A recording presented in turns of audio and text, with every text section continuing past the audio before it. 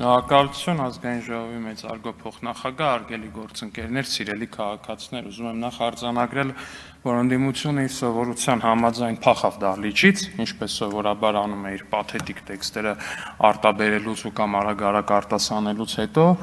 ու անցնեմ արդեն բունյութին։ Սերժ Սարգսյանի թիմակիցները այստեղ այս ամբիոնից ըստ երևույթին խիստ զարմացած էին, որ հնարավոր է լինել երկրի վարչապետ եւ չօգտագործել օրինակ թմրանյութեր։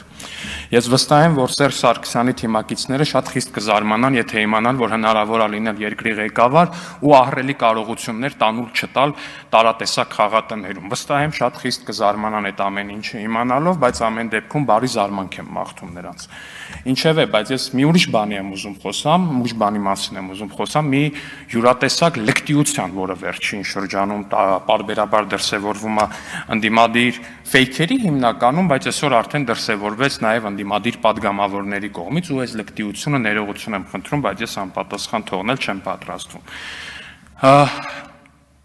Ուրեմն մի օր դահլիճում հենց այստեղից ելույթ էի ունենում, դահլիճից Սեյրան Օհանյանի կառավարումն էի քննադատում պաշտպանության նախարարությունում։ Սեյրան Օհանյանը տեղից հետևյալն ասում է, կարող է մի հատ էլ ասես, որ բանակը քեզ ներքնաշոր չի տվել։ Ասում եմ, պարոն Օհանյան, այդ նորություն է, որ չի տվել, ոչ ինձ է տվել, ոչ 100,000-ներին է տվել մյուս Հայաստանի Հանրապետության բանակում ծառայած։ Հիմա ուրեմն այս լկտի սանձարձակների կուրատորները ինչ են արել։ Բռնել են, սա սարքել են sense մի հատ քաղաքական խոսք, որով իրանց արևին թիրախավորում են ինձ։ Ասում են, այ դու բանակում չես ունեցել ներքնաշոր։ Հարգելի ընդդիմադիր գործընկերներ, ես բանակում ունեցել եմ ներքնաշոր։ Այ ուրիշ բան, որ դուք զինվորների ներքնաշորը տարել ու կերել եք։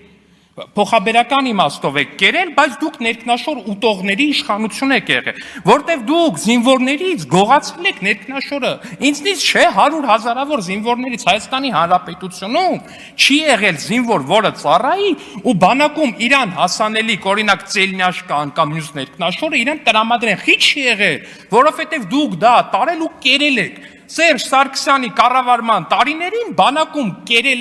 կերել են բանակից զինվորների ներքնաշորերը։ Հիմա եկել է